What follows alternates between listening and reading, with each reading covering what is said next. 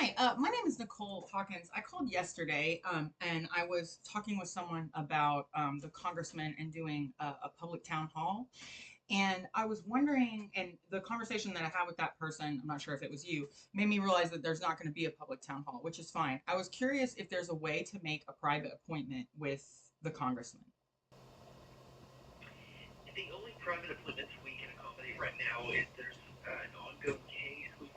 We've got several ongoing cases in the district, specifically in the Chattanooga area, that we're trying to make them a priority. Do you have an open case?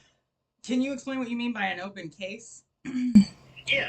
So we have caseworkers in the district that help with cases like Social Security issues, veterans issues, passport issues. Um, so anyone that has an open case regarding those take priority with meetings. Right, I understand. There's not something specific like that I'm wanting to chat with the congressman about. What I'd really like to chat with the congressman is about his relationship to APAC, and wanted to have like a calm and reasonable conversation about and maybe provide him some examples of people who are in Gaza, who are surgeons, and why this is not a really good path for our congressional rep. And so I was on the phone with several people and talking about getting a public forum. And so now I'm since that's not going to happen and the telephone public forum hasn't been published yet, I'm wondering if there's a way I could just have like some sort of a meeting with my rep. Well, I can pass along that message directly to him. I can't accommodate a meeting, unfortunately, but I can definitely pass it along. I will say, if this is regarding something more political like that, you'll have to contact his political team. We can't deal with anything regarding that. Um I don't know what when you say his political team, you mean his campaign manager? Yeah, you'll have to go to his campaign website and contact them regarding that specific issue. I imagine that's what you're talking about. I guess can I ask I don't I understand what you're saying, and I'm not trying to be difficult. I'm trying to understand. Like he's my rep. I'm not like lobbying him. You know what I'm saying? Like I'm not lobbying him about his next campaign and how he should get elected next time. I want to talk to my rep. And a public forum isn't available to me, and so do you know what I mean? Like I'm happy to call, but I can't understand why that's a political that has anything to do with. I have a feeling that they're going to call me, that they're going to just redirect me to one of his offices. So should I call my local office and try to get in touch with them because the DC office doesn't have the authority to like make these types of appointments or No, they won't be able to do that, unfortunately. The reason I said that was because you were asking about his campaign funding and potential uh, donors related to APAC. So that is something that you have to contact his campaign, as we don't do that. Now, if you had specific policy issues on his route, I can definitely try to get you some answers, but unfortunately, I can't accommodate a meeting just with the overwhelming cases we have right now. well, yeah, I do have specific policy issues. I mean, I think anytime the congressman votes in favor for another bill or another spending bill to add more money to the already large amount of money that we send to Israel, that's not. I don't find that to be in any way associated with what Tennesseans are concerned about, and I'm very curious about what. Okay, if I were to be able to sit with the congressman and talk with him, I don't under. I'm trying to understand what that connection to the Israeli lobby, which is more than just giving money for elections, is like how that's benefiting Tennessee. And maybe he has a reason why it is benefiting Tennessee. But from my perspective, it just makes us look like murderous villains. And so I would love to understand his perspective, and not just from a financial standpoint, but from a voting standpoint, from a fiscal standpoint, from just like a moral standpoint. And like I said, it just doesn't seem like there are any options for me to reach my publicly elected representative. I mean, you know what I'm saying? Well, he has always supported Israel. Of course, that's no surprise. I mean, he's supported them since he began. America and Israel, we have a long-standing relationship. They're our biggest ally in the Middle East. They're the only hold on. Can I? he is determined to do so on that Wait, specific issue. wait. Can I stop you there? I, I, everything you just said is not accurate, but I will say another thing, which is even if you and I disagree about what you just said, I'm wondering what that has to do with District 3 in Tennessee. I'm wondering why. I was going to answer Okay, it before thank you. you. Yeah, I'm sorry. Please Uh, continue. right, the majority of constituents do support that. Actually, the overwhelming majority on both sides. That's a bipartisan issue supporting our friends over there, and that's become even more clear than it has in the past Um, with the have you recent seen the public polling about that? debates that are happening here in the country as well as across the sea. That's actually not accurate. The public polling is like above 70% of Americans do not support any kind of like continued funding or continued weaponry to Israel. And that is a bipartisan issue. That is 100% the case. And I invite you to Google it because I'm not making that up.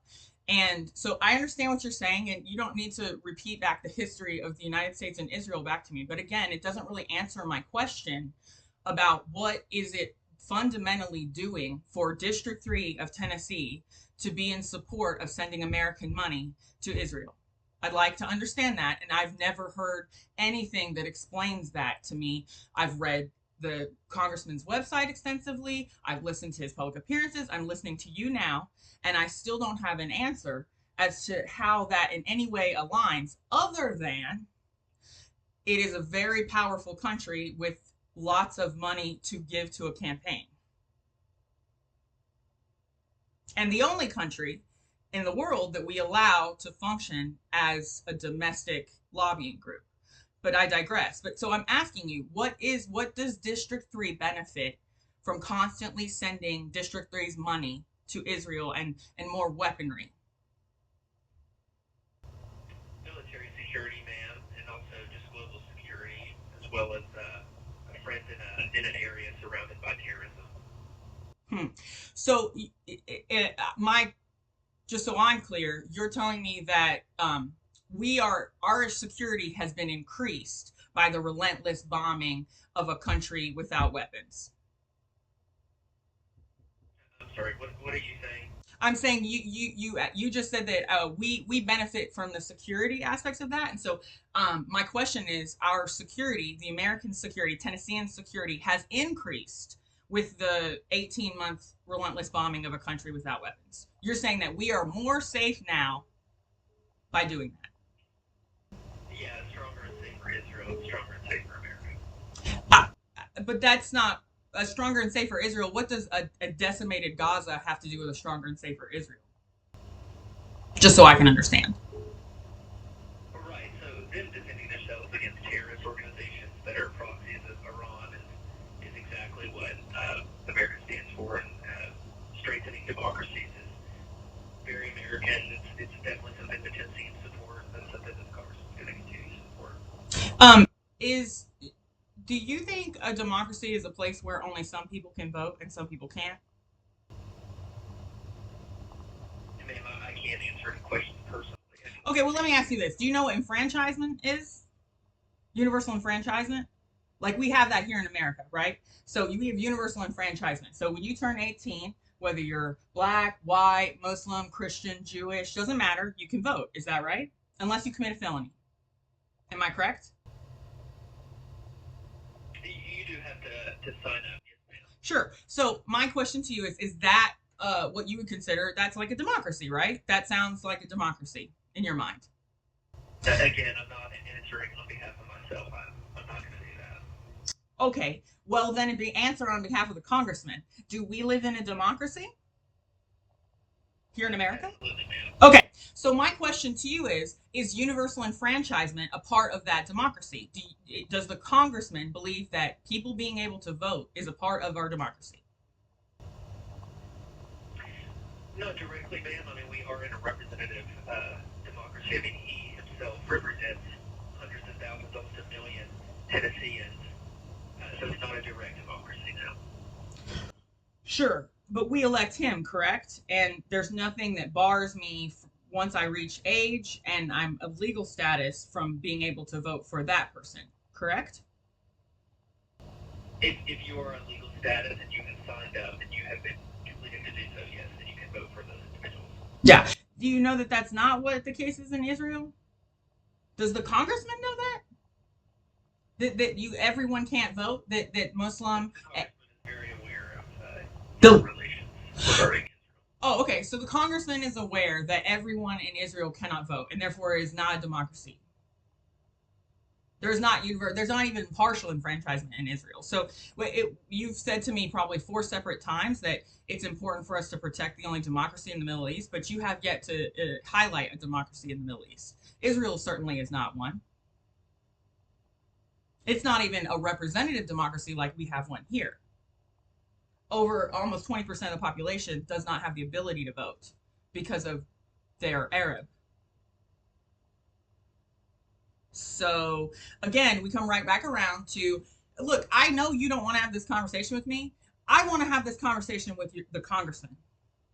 Do you understand? So if you and I aren't going to get to a place where we can make that happen, I doubt his campaign manager is where I'm going to get it. So put me in touch with whoever I can so that I can speak with my elected representative.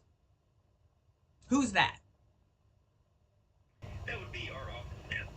Okay, so then how do I get on this man's calendar? Do I have to give him money? If I give you a check for $1,000, can I get on his calendar? No, ma'am. Like I just said, I can't do anything political. Unfortunately, if you don't have a case, I can't set up a meeting. Unfortunately.